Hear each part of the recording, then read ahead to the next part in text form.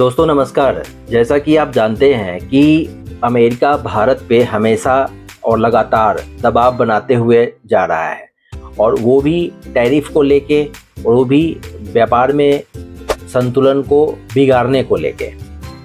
बिगाड़ना ही कह सकते हैं, और क्या कह सकते हैं। अब देखिए, बात यह है कि अमेरिका ने तो भारत के ऊपर 50% का टैरिफ लगा दिया, और इस 50% पर टैरिफ लगाने के कारण अगस्त में जो भारत का एक्सपोर्ट अमेरिका का था वो बिल्कुल गिर के 50% डाउन हो गया सितंबर में। और अब तो बिल्कुल अक्टूबर में बिल्कुल नॉमिनल ही, अभी अक्टूबर का डाटा नहीं आया है, लेकिन बिल्कुल ही डाउन साइड जा रहा है। इस स्थिति में भारत ने सबसे बड़ा समझदारी वाला काम ये किया है कि भारत ने अपने एक्सपोर्ट को दूसरे कंट्रियों की ओर डाइवर्ट कर दिया है, और विश्व में दूसरे बाजार की तलाश में यहाँ के लोग लग गए थे। यहाँ के जो लीडर्स हैं और इकोनॉमिस्ट हैं, जो भी डीलिंग करते हैं, उन लोगों ने गल्फ कंट्रीज़ की तरफ देखा, रसिया की तरफ देखा, साउथ ईस्ट एशिया में और भी कंट्री हैं उनकी तरफ उन्होंने देखा, और देखने के बाद उन्होंने नए मार्केट को फिक्स करके उन्होंने अपने एक्सपोर्ट को बढ़ावा दिया।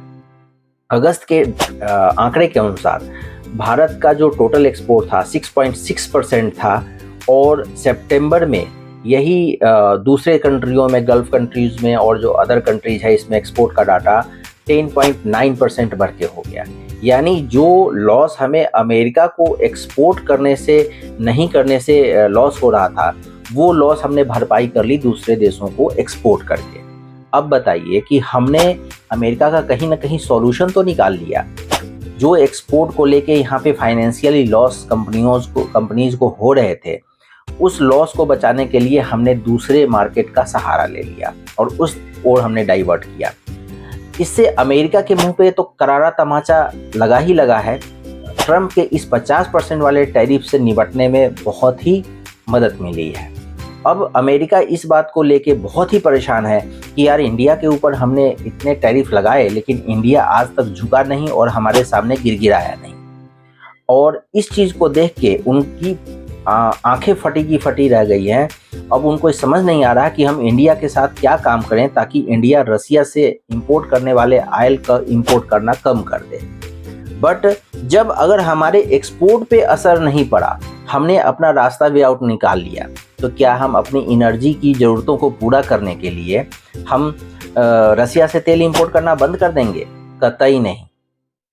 आपने देखा होगा, ट्रंप बार बार ये भी झूठ बोल रहा है कि भारत के प्रधानमंत्री ने हमें बोला है कि रसिया से तेल हम अब नहीं खरीदेंगे। यार, तुम अपने मन से कुछ भी बोल दोगे, आपकी बातों में कोई दम ही नहीं रह गया है।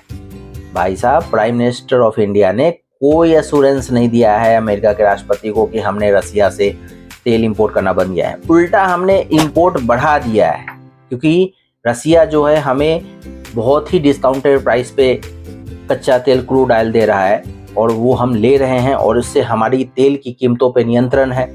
हम बाहर एक्सपोर्ट करके दूसरी कंट्री से भी हम पैसे कमा रहे हैं। इस चीज़ को देख के अमेरिका की बैंड बजी पड़ी है। कुछ नहीं चलने वाला अमेरिका का इंडिया के ऊपर, ये आप नोट करके चलना।